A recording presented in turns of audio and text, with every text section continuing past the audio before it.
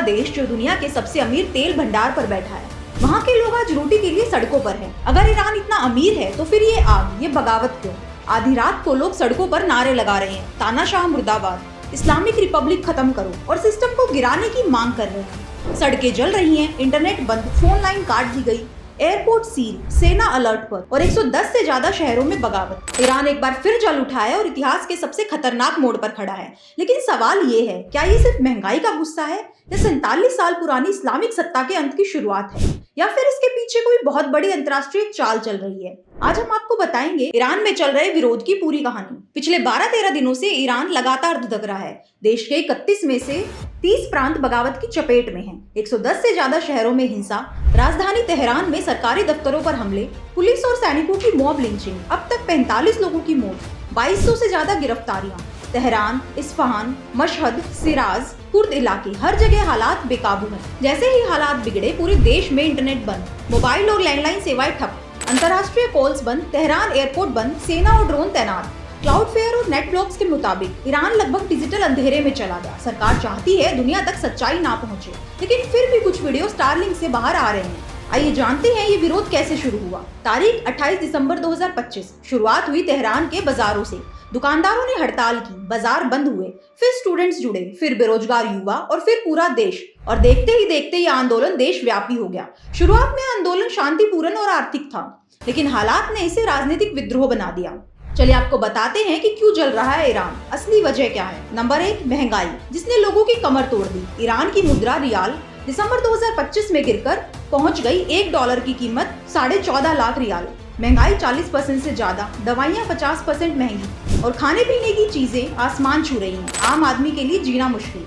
लोग कह रहे हैं ना नौकरी है, ना रोटी है और ना इज्जत। नंबर 2, 2026 का बजट। सरकार ने 2026 के बजट में 62% टैक्स बढ़ाने का प्रस्ताव रखा।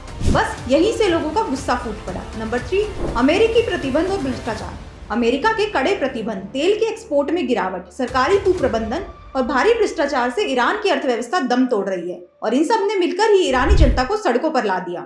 अब बात करते हैं कि आंदोलन अचानक हिंसक कैसे हो गया। कई दिनों तक प्रदर्शन शांत थे, लेकिन अचानक सरकारी इमारतों पर हमले, पुलिस गाड़ियों को आग, सैनिकों से भिड़ंत, खुलेआम खामेनेई के खिलाफ नारे लगने लगे। यहीं से सवाल उठा, क्या इस आंदोलन को हाईजैक कर लिया गया है? यहीं एंट्री होती है निर्वासित क्राउन प्रिंस रेजा पहलवी की। उन्होंने वीडियो मैसेज जारी किया, रात 8 बजे सड़कों पर उतरी, और जैसे ही 8 बजे लाखों लोग सड़कों पर आ गए, तानाशाह मुर्दाबाद, पहलवी वापस आएंगे के नारे लगने लगे।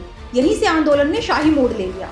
रेजा पहलवी ईरान के आखिरी शाह मोहम्मद रेजा पहलवी के बेटे हैं, जिन्हें 1979 की इस्लामिक क्रांति में सत्ता से हटाया गया था। लेकिन सवाल ये है, क्या रेजा पहलवी सिर्फ जनता की आवाज है या किसी और के मोहरे?